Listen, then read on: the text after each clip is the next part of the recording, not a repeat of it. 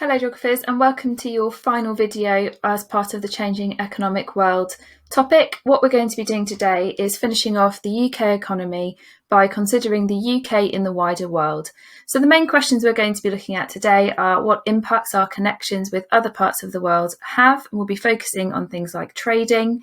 What we're also going to be doing is looking at some relationships that we have currently still got, or perhaps only just left. So we're going to be looking at Brexit and how it fits into our economy. But we need to look at what the EU is actually useful for. So we're going to be doing that, but also it's important that I bring you up to speed with where we are in terms of current Brexit situations as of January 2021. We've also got membership with the Commonwealth, and it's important to understand what this is. It's more of a historic relationship, but it definitely has longevity as something that could still be useful to us in the future. The first thing I just want to show you again is where this links into the specification. So this is the very last part of Changing Economic World. You can see that we're just going to start talking through a few links between us and other parts of the world before focusing on the European Union and the Commonwealth. So the first thing I'd like you to do is shortly pause this video, and you're going to look at a online interactive map for me. Now this map is showing you our relationship, our trading relationship with other countries around the world, and you can hover over countries to learn how much we are importing and exporting with that country. So in other words, what are we buying from them and what are they buying from us? And you might want to have a bit of a think about which countries you think are the kind of leaders in terms of exports and imports across the UK. So have a little moment to have a look at that now. As I said, it's the first link within the description box below. And then what you're going to do is join back with me so that we can look at some of those top importers and exporters. Okay, so it's worth noting before I show you this list some facts about our trading relationships. So before Brexit, because it's worth noting we don't have that data yet, the EU actually accounted for 48% of exports from the UK. So they were buying more from us than most other parts of the world. And then also it's worth noting that the imports were similarly as important. So this is one of the reasons why a lot of people were a bit worried about us leaving the single market of the EU, and we'll talk about what that means later. It's worth noting as well that trading links are often very strong with neighbouring countries. So Ireland and France, for example, are obviously directly next to us. So they are going to be countries that are going to be buying and selling with the UK quite a lot. But then also larger economies will be very important on both imports and exports as well. So let's have a look at those lists then and just see what we've got in terms of our exports and imports. So if we think about who buys most of our stuff, so looking at the exports, and you can see here that we have got a list of the top 10 according to the most recent data. And again, you can see some of those really big economies like the US and China, but you can also see a lot of our neighbours there. So Germany, France, Spain are all some examples. Now, looking at where we get our imports from, so where we're taking things in from and buying things in from, we have got the right-hand side list here. And as you can see, of course, there are those big industry kind of driven countries such as China that feature there. But again, we've also got some very local countries as well. Pre-Brexit, this is what our exports looked like. So again, you can see that the EU played a huge part in our trading relationships, and it will be worth noting that as we discuss things a little bit later on.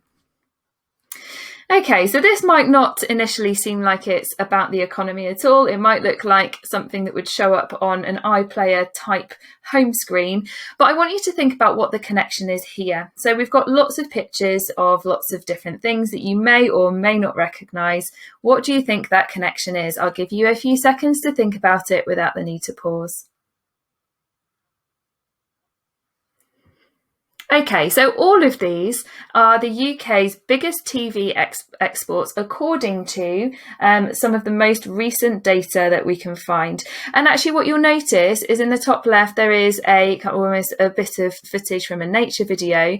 And if you have a little bit of a look around in terms of our exports of TV, they tend to be the sorts of things that David Attenborough does, but also a lot of kind of period dramas and kind of very quintessentially British things are brought in from quite a lot of countries, such as the US. It's said that actually our kind of influence in terms of awareness of the natural world is one of our new superpowers. So I think this kind of realization that our main exports are quite often to do with these really kind of driven documentaries looking at potential change in the future is something to take from this. Here are just some facts and figures, again, the most updated that we could find. So in the last year, we were exporting so much telly that it was worth about £1.48 billion. The main markets are the USA, Australia and New Zealand. And you can probably identify that the reason for that is because these are English-speaking countries with perhaps some historical connections to the UK. Okay, so you have had a little bit of a look at travel in a lesson a few periods ago, but it's worth just noting that travel is obviously an international affair as well. So it's important to note how connected we are with the rest of the world through lots of different modes of travel. So what I would like you to do now is I'd like you to just see in pencil how many of these you think you can connect before looking at the answers. So you've got some facts and figures with the figures on the left hand side and the statement on the right. You're going to pause this video now, see if you can work any of them out, and then we are going to go through them together once you have unpaused and you're ready to reflect. Okay, so let's run through these relatively quickly. So the first one, 1.7, was the millions of cruise passengers departing Southampton in 2016. Obviously not too much of that going on at the moment as they're all sitting in Weymouth Bay due to the pandemic. But actually we do have quite a lot of people departing our shores for international holidays on these cruise ships. 75 is the million passengers at Heathrow Airport every year. Again, not counting this last year as an anomaly, but we've got lots of people moving in and out of our country to other parts of the world as well. 2 hours and 16 minutes is the time it takes if you want to go from London to Paris by the Eurostar. So again, we have land connections even across the English Channel that connect us to Europe. 93% of journeys at Heathrow Airport are international, so lots of people moving from Heathrow to other parts of the world. Remember as well, in the last lesson looking at transport, we were thinking about how Heathrow is actually a hub airport as well, so it's almost a bit of a stopping point for people going to other parts of the world too. 9.1 is the millions of passengers moving from Dover to Calais. Again, that's 2016, and that didn't really change too much in the years that followed that either. 16 is the number of Eurostar trains per weekday, so lots of opportunities to get over to Europe without getting on a plane or a boat. And then finally, 180 destinations are connected to Heathrow Airport. So the reason that you're looking at these facts and figures now is just so that you can appreciate how connected we are to the rest of the world, both through the air, over the water, and also on land, despite us being an island nation. So we're now going to look at another way in which we are connected with the rest of the world. And here I have got a map with some orange lines on it. And I'd like you to have a think. Again, no need to pause here unless you want a lot of time to think about it. But what do you think these lines might be showing? So these lines are our electronic communications. So they are electric cables perhaps, or any sort of connection electronically between one country to another. So obviously, as you can see here, if you have a little bit of a look at the UK, we are quite a hub. We've got quite a lot of connections going in all directions between us and the rest of the world electronically. So we need to think about these questions. First of all, why this network of cables is so important to our economy. Well, of course, we now know that we're moving into a tertiary and a quaternary economy. So what that means is that we're very much dependent upon electronics and communication with the rest of the world as we start looking at global banking and finance and connecting with social media and lots of other types of internet-based studies. Areas, we need to make sure that we are actually really well connected with the rest of the world. And as much as we would like to depend on, kind of Wi-Fi and all that sort of stuff, we do need these big power cables going from one place to another. And one of the reasons why we're such a focus with these connections is actually due to our kind of leadership, really, in the movement to quaternary jobs. So things like the big finance sector in the City of London have all helped us to become almost like a hub or a kind of leader within these electronic communications. Okay, so let's have a little bit of a think about our relationships. And we are now thinking past and present, whereas last time we taught this to a Year 11 class, they were both current relationships. That might be a little bit of a clue as the first one we're looking at today, but if you need a little bit more help in working out what that's going to be, hopefully this little cartoon will be able to give you another clue. So, of course, what we're going to be doing is we're going to be first of all looking at Brexit. And I kind of feel like even the most politically aware person who watches the news every single day might have got a little bit lost in what's going on in terms of Brexit. So I thought I would create a nice little clear timeline so that you know where we are at the moment that I am recording this. So we are in January 2021, and obviously this whole process started in 2016.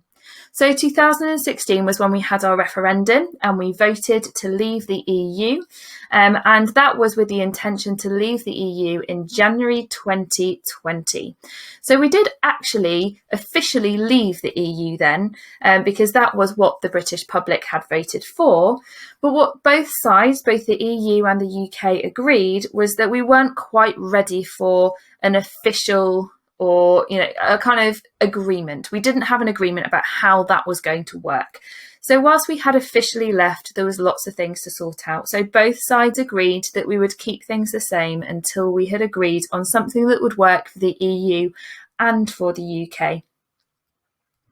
Now that led to quite a lot of fraught discussions, and it very much built up in the run-up to Christmas this year, but a deal was actually agreed on Christmas Eve in December 2020. So Boris Johnson has worked tirelessly with lots of people in the EU to work out something that he felt was a good deal for us as we worked to leave this trade and political partnership.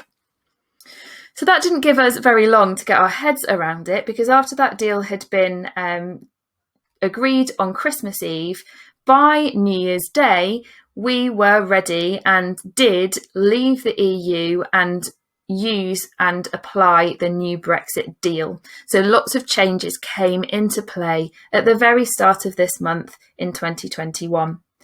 Now, again, all of that information on the news might leave you a little bit confused about what the Brexit deal actually is. So what I found is a nice short video that just summarises that for you in a nice clear cartoon form.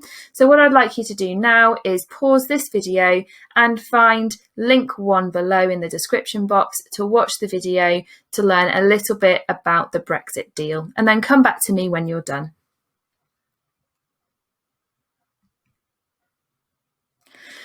Okay, so as I said, we need to think about why the EU was there in the first place, remembering that this specification that you're studying was actually brought out whilst we were still part of the EU.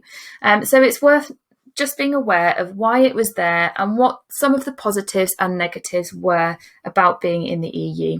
So in your workbook, you will find that you have got some statements that I'd just like you to colour code into positive and negative for me. Again, pausing this video and then restarting once you've given that a go. Okay, so these are some of the statements that we have provided with you. I'm afraid to say that there isn't 3 of each, because that probably would have been the proper thing to do, so that we had a nice even debate. But we'll go through these and just check that you're aware of why the EU existed, even though now obviously we are no longer part of it. So in terms of the positives, we've got lots of stuff here. We've got financial support given to lots of people, including farmers, including, lots of fisheries and things like that, through processes and schemes such as the Common Agricultural Policy. There's an example there of £18 million given to support dairy farmers in England and Wales because we were struggling with the price of our dairy products. Another thing as well is obviously bringing in skilled workforces from other parts of the EU. So where perhaps we had shortages in doctors and dentists, for example, a lot of people came over from Eastern Europe to help out in that sector and plug that gap. Another thing as well is obviously the single market was potentially the biggest reason for being part of the EU. So if you trade from one country to another, usually you have to pay import taxes, but by removing those barriers and kind of trade blocks, what that meant was that lots of countries could trade for free, basically, without having to plonk those charges onto the cost of their products, which obviously meant that they were more affordable to the consumer. And then, as I said, on the right-hand side, those financial investments and kind of incentives actually went to lots of other disadvantaged regions of the UK. So some negatives. So like I said, there are less of these, but obviously there were enough of a reason to have the majority of the UK population vote to leave. And a lot of the population felt that being part of the EU meant that we had to follow somebody else's rules. So there's lots of EU laws and controls on lots of things to do with environmental things like pollution or human rights and consumer rights. And actually what that meant was that companies and individuals in the UK would sometimes be hit with a bit of a restriction that wouldn't enable them to work in the way that they wanted to be part of a successful economy. And ultimately, a lot of people felt that the trading relationship was to our disadvantage. So even though we had opened up our borders and had that single market, that actually it wasn't really us that was benefiting from that. I thought I'd just give you an update as I trawl through the internet today, just to show you some of the things, though, that are starting to happen in this first month. And it's worth noting that these are hopefully just teething problems. It's not always going to be the way, but a few things have popped up in the news that I think are worth noting because they are going to play quite a big impact upon our economy. So I haven't put a big yellow pause thing here, but you might just choose to pause for a second and think about the stories that might be behind some of these photographs. And then when you're ready, of course, unpause and work through these with me. So the first one, I feel like we've seen this on the news a lot over the last few weeks. There are lots and lots of lorries, and we know that obviously in the closure of our borders, in that we are obviously no longer part of the single market and there's not a free flow, it means that there's much more in terms of checks at borders, and it seems to be holding up quite a lot of trade. So unfortunately, what some of the big business advisors have actually put out this week is that they've even told some businesses that they would be better to move to the EU to avoid Brexit costs and delays. And of course, we need to be aware of what that's going to do to our economy. If businesses are moving out of the UK, such as in the other day's lesson, we were looking at Rolls-Royce, then of course that's going to cause significant job cuts and not really be too great for us in Britain. On the right-hand side, obviously, an Amazon delivery, it looks like mostly there, but actually, obviously, a lot of our products that we buy on an individual basis will be coming from international websites. So one thing that people have been finding, despite promises that we won't have to ever kind of pay these import fees, is that Individuals are being fined around £100 sometimes just to have things, perhaps if they've brought something from a French website or something like that. So that's a bit of a teething problem as well, because that shouldn't be happening according to the kind of agreement that we struck last month. In the bottom left-hand side, you'll hopefully not be too familiar with this, because I think despite the pandemic, our supermarkets have been pretty well stocked. But this isn't to do with the pandemic. This is a supermarket shelf in Northern Ireland. So Northern Ireland obviously is separate and has actually faced shortages because of the delays as things are moving from the Republic of Ireland to Northern Ireland. And then obviously that means that we are facing some problems in terms of supply and demand. So the Republic of Ireland obviously is suffering kind of difficulties in terms of that trade border. There is no fixed border that was agreed as part of the deal, but unfortunately movement of stuff between the Republic of Ireland and Northern Ireland is still proving a little bit problematic. And a bit of a positive one, just because I feel like we need it, is that some companies are promising to stick around. So Nissan, for example, this week said that they promised to stay in the UK and continue manufacturing up in Sunderland, which is really important in the context of what you looked at last lesson in terms of the north-south divide.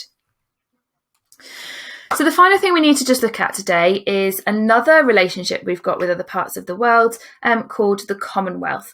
So anybody that's studying history or has any interest in history will know that obviously at a time within history, we were part of the British Empire. So many parts of the world were effectively governed by the United Kingdom or Britain.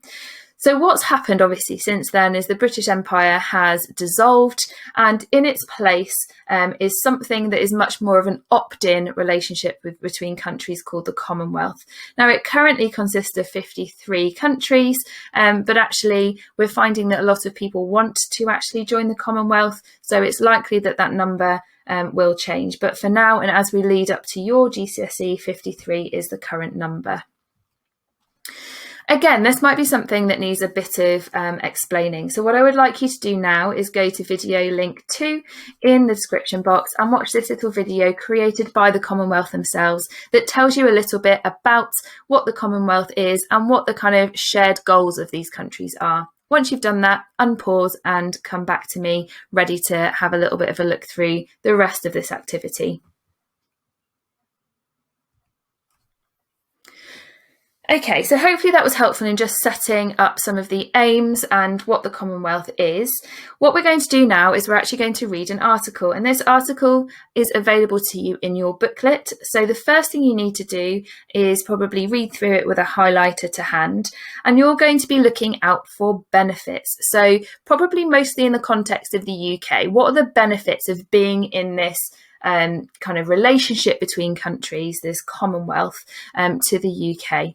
So you now need to pause this video and do that. So look through, read through that article, highlight anything that you think is a positive for the United Kingdom, or indeed for all countries in the Commonwealth.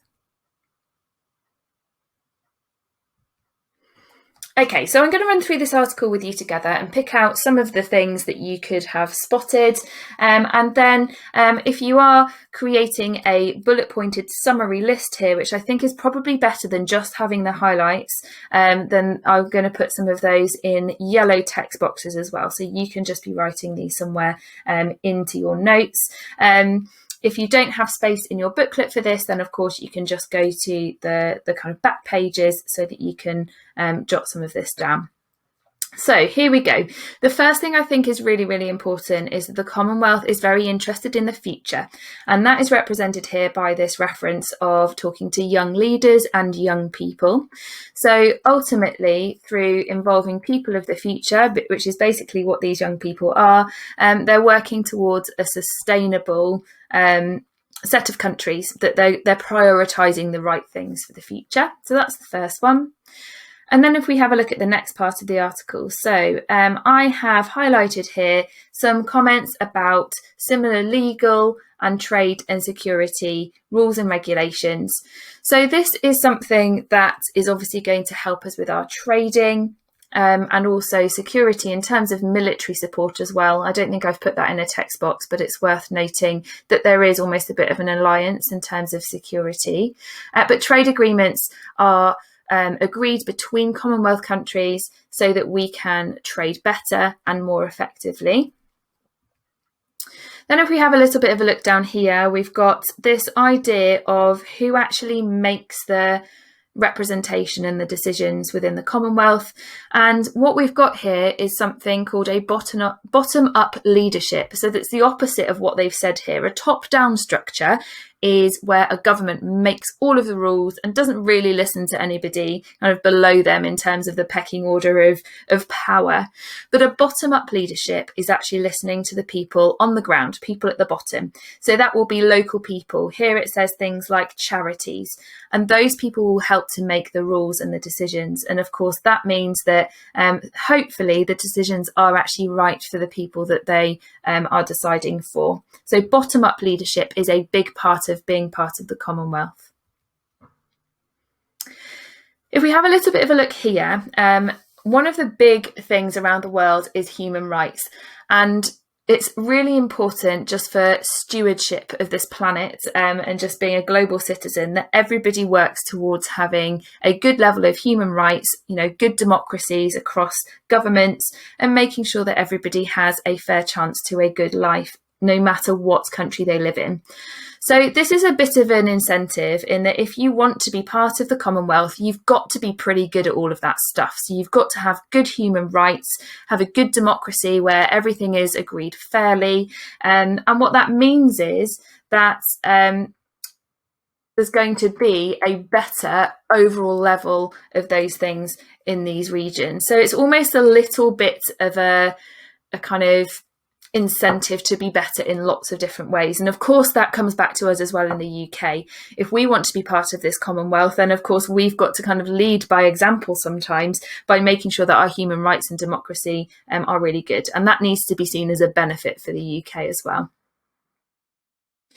Another thing that's worth noting is that because the Commonwealth is ex-British Empire countries, one of the benefits of this Commonwealth is it actually retains quite a good level of trust and a perception of the UK. So having this connection with the UK, and quite a positive connection, means that people will be more likely to trade or visit with us. So that is obviously going to be better for our economy. Now, there's lots of things here to do with young people, because again, young people are the future. So the first thing to notice is that because of the Commonwealth having a good perception of the UK is actually seen as a top study destination by quite a lot of the Commonwealth countries.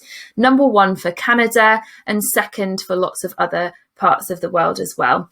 So obviously that's great, because as we spoke about in your urban studies of London, international students bring in a lot of money. So it's great for the economy if we can get lots of international students coming in. And hopefully that will mean is that they might stay within the UK to find a job, and that means that we've got a very skillful workforce as well.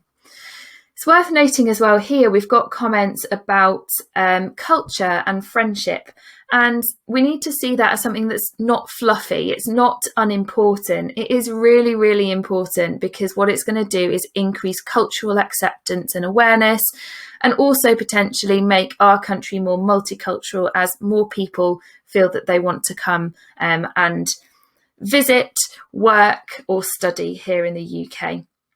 So all of those things I think summarise quite nicely within those short text boxes there. And the final bit then, let's have a little bit of a look at these sections. So I think it's important to note that this is obviously a different trading community that is not connected to the EU. And it's quite interesting to read here that this group of countries actually were kind of up for the leaving the EU referendum. They are in support of that.